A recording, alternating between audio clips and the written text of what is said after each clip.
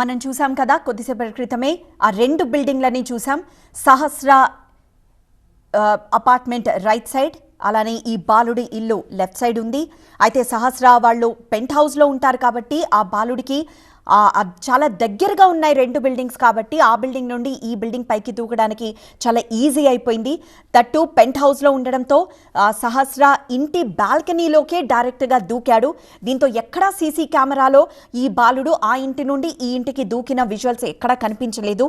కాకపోతే 15 నిమిషాల పాటు అతను ఆ బాలిక ఇంటి వైపు చూస్తూ ఉండడం, సహస్ర తల్లిదండ్రులు వెళ్ళారా లేరా అన్న విషయం గమనిస్తూ ఉండడం, అది సీసీటీవీలో కనిపించడంతో సీసీ ఫుటేజ్లో కనిపించడంతో పోలీసులు ఆ యాంగిల్లో దర్యాప్తు చేశారు. ప్రస్తుతం మనం లెటర్ చూస్తున్నాం.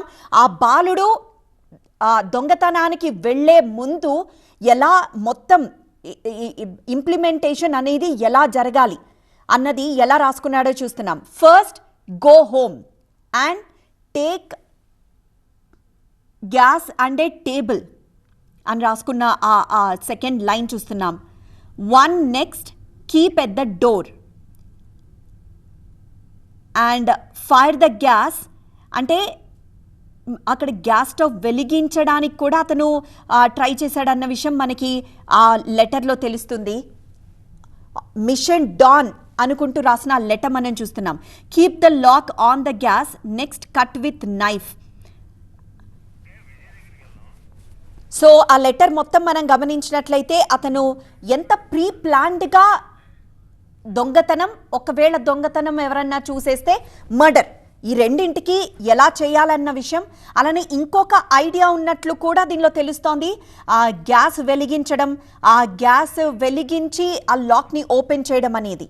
సో మరింత సమాచారం మా బ్యూరో చీఫ్ విజయ్ అందిస్తారు. విజయ్, ఆ లెటర్లో ఇంకా మరికొన్ని ఇంట్రెస్టింగ్ లైన్స్ కూడా కనిపిస్తూ ఉన్నాయి. గ్యాస్ లైట్ ద గ్యాస్ అన్నది, లేకపోతే లాక్ ఎలా ఓపెన్ చేయాలో, అంటే గ్యాస్ కట్టర్తో కూడా లాక్ ఓపెన్ చేయడానికి ట్రై చేయాలన్నది అతని ప్లానా? అంటే లెటర్లో చాలా క్లియర్గా అర్థమవుతుంది మిషన్ డాన్ అని. మిషన్ డాన్ అనేది అసలు అంటే దీనికి ఏ రకంగా మిషన్ డాన్ అని పెట్టుకున్నాడు అనేది చూడాల్సి ఉంది. అంటే ఇతని ఆలోచనలకి ఎంటైర్ ఈ ఆపరేషన్కి ఆయన మిషన్ డాన్ అని పెట్టుకున్నాడు. దీంట్లో first go to home. So ఇక్కడైతే క్లియర్గా అర్థమైపోయింది. ఫస్ట్ గో టు హోమ్ అంటే ఖచ్చితంగా ఇంట్లోకి ఫస్ట్ వెళ్ళాలి. And take gas and A table. So ఈ గ్యాస్ని, టేబుల్ అనేది కొంత ఇతని ప్లాన్లో బాగా తెలుస్తుంది. ఇతను ఎందుకు ఈ రకంగా చేయాలనుకున్నాడు. And next keep at the door. So నాకు తెలిసి గ్యాస్ని డోర్ దగ్గర పెట్టాలనేది ఆలోచన. అంటే ఒకవేళ ఎవరెవరు రాకుండా గ్యాస్ని అక్కడ పెట్టాలనుకున్నాడు అనేది చూడాల్సి ఉంది. And fire the gas and keep lock on the gas.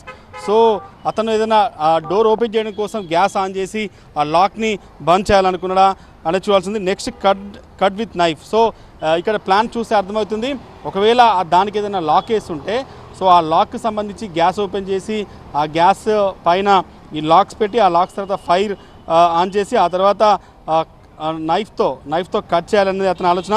After cutting the lock take money. So క్లియర్గా అర్థమవుతుంది. సో దాన్ని ఓపెన్ చేయడానికి ఈయన ఒక స్కెచ్ వేసుకున్నాడు. ఫస్ట్ ఇంట్లోకి వెళ్ళాలి, ఇంట్లోకి వెళ్ళిన తర్వాత గ్యాస్ ఆన్ చేయాలి, గ్యాస్ ఆన్ చేసిన తర్వాత లాక్ని దానిపైన పెట్టాలి. ఒకవేళ అది ఓపెన్ కాకుంటే కత్తితో ఆ లాక్ని ఓపెన్ చేయాలన్నది ఓవరాల్గా దీని మీనింగ్గా అర్థమవుతుంది. After that cutting the lock take money. So ఆ లాక్ కట్ అయిపోయిన తర్వాత ఇమీడియట్గా మనీ తీసుకోవాలన్నది చాలా ప్లాన్గా అర్థమవుతుంది. Then and lock for the next keep gas on it is stage. So ఎక్కడైతే గ్యాస్ని తీసుకొచ్చామో యాస్టీస్గా దాని ప్లేస్లో పెట్టాలన్నది ఆలోచన. And leak the gas and come out. So ఇక్కడ చాలా పెద్ద ప్లాన్ కనిపిస్తుంది. అదంతా జరిగిన తర్వాత ఏదైతే ఆ పార్ట్ అంతా అయిపోయిన తర్వాత గ్యాస్ ఓపెన్ చేసి బయటికి రావాలి. సో ఎవరు చూడకుండా ఆ డబ్బులంతా తీసుకొని బయటకు వచ్చిన తర్వాత ఆ ఇల్లు బ్లాస్ట్ చేయాలన్నది ఆలోచన. సో ఇంత వైల్డ్ ఆలోచన వచ్చినటువంటి ఈ 10వ తరగతి విద్యార్థి and leak the gas and come out of home and lock it. So చాలా పెద్ద ప్లాన్గానే మిషన్ డాన్ పేరిట ఈ రకంగా చేశాడు. ఈ లెటర్ చదివితేనే చాలా స్పష్టంగా అర్థమవుతుంది.